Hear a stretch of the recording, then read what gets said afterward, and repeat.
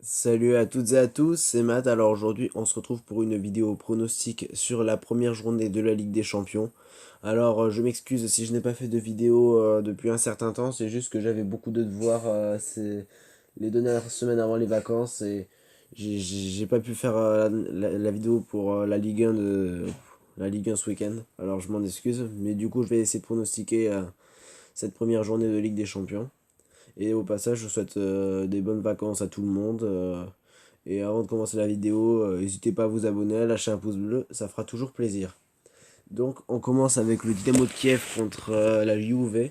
Alors le Dynamo Kiev, sans mentir, je connais pas tellement cette équipe ukrainienne.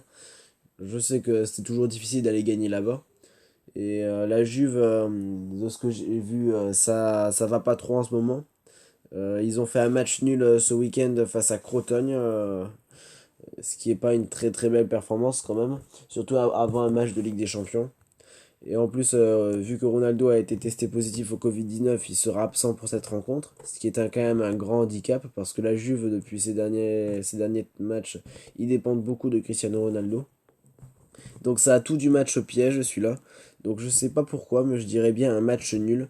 Et le pronostic, je dirais Juve ou nul, parce que quand même, on n'est jamais à l'abri, mais je pense quand même pas que Kiev gagnera le match. Alors, ensuite, je passe au match entre le Zénith et Bruges.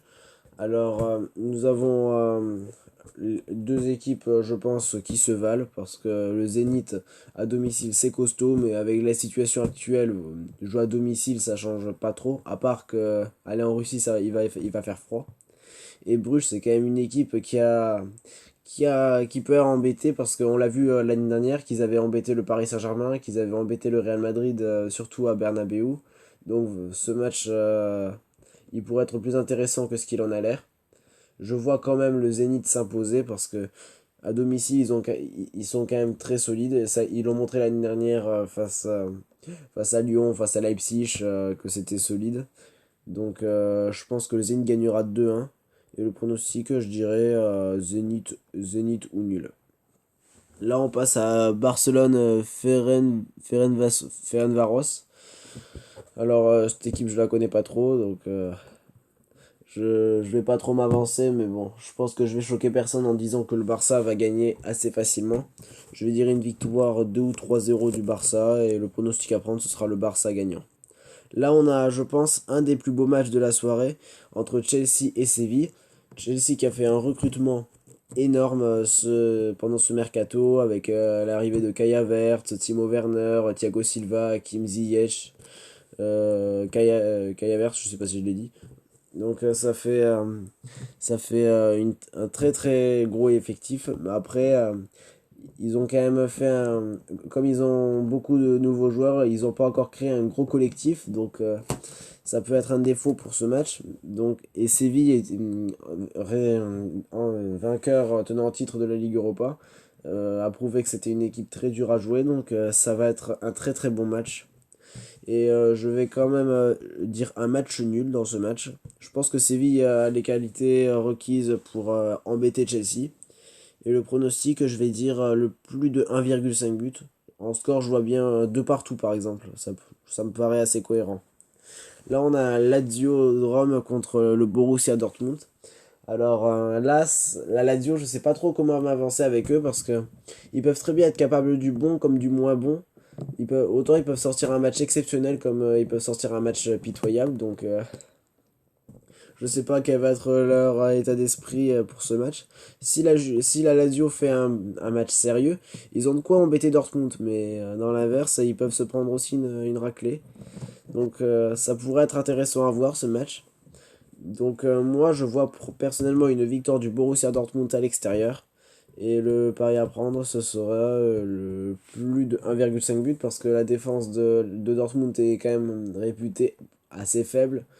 La défense de la Lazio, ils l'ont montré sur certains matchs que c'était pas non plus trop ça. Donc je pense, et vu l'attaque de feu des deux équipes, il y a de quoi marquer beaucoup de buts.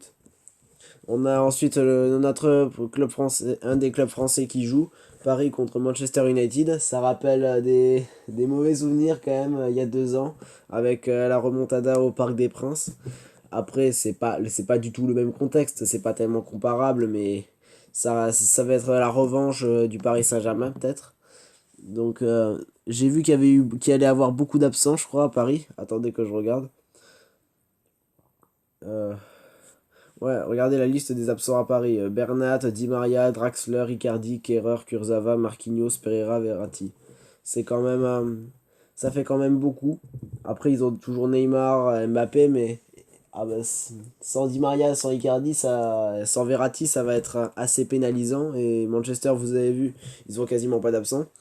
Donc ça va pas être un match facile à faire pour Paris.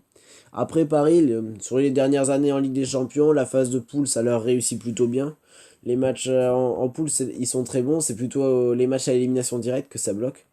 Heureusement pour eux, c'est en poule. Donc je pense que Paris fera un match sérieux pour son entrée en compétition. Donc je verrai une victoire 2-1 du PSG. Et le pronostic à prendre, ce serait Paris ou nul. Parce qu'avec le nombre d'absents, on n'est jamais à l'abri d'une mauvaise surprise. On passe à Leipzig-Başakşehir.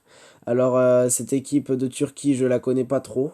En Turquie, je connais un peu Galatasaray, Fenerbahçe, ou le Beşiktaş, mais je dois avouer que pour Başakşehir, je connais pas tellement cette équipe, donc c'est un peu dur de s'avancer sur leur niveau. Par contre, Leipzig a montré que l'année dernière, qu'ils étaient solides, que même sans Timo Werner, ils avaient toujours un très bon collectif, un très bon niveau de jeu, en battant l'Atlético l'année dernière. Donc, ils sont dans la même poule que Paris en plus, donc c'est pour moi une des meilleures poules. Là, je pense que Leipzig va gagner le match 2-0. Et le pronostic à prendre serait Leipzig gagnant. Alors on passe au prochain club français qui est le Stade Rennais qui joue contre Krasnodar.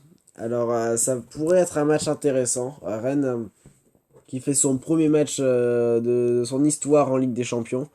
Qu'est-ce que ça va donner? Là c'est l'expérience face à c'est l'expérience ou l'exploit un peu parce. Enfin c'est pas vraiment un exploit que Rennes batte Krasnodar, mais Krasnodar est plus habitué à faire des coupes d'Europe que Rennes. Rennes, quand même, est très vite monté dans le foot français. Il y a 4 ou 5 ans, je crois, ils étaient milieu de tableau. Maintenant, ils sont en train de jouer les places européennes, le podium. Donc, c'est quand même un club qui est très vite monté. Et ça, c'est tout à leur honneur. Le déclic, je pense que pour moi, ça a été la Coupe de France face à Paris. Et là, face à Krasnodar, on va voir si ils ont les qualités requises pour gagner ce match. En espérant qu'ils fassent pas comme Lille l'année dernière. Mais je pense que Rennes a quand même le niveau pour gagner ce match. En tout cas, s'ils veulent espérer au moins se qualifier, ce match, il faut pas le perdre. La victoire est quasiment obligatoire. Donc je vais dire une victoire de Rennes quand même. Pourquoi pas 1-0 ou 2-1. Et pronostic, je dirais le plus de 1,5 but. Moi, je pense que 2-1, ça pourrait passer. Alors, on passe au match du mercredi.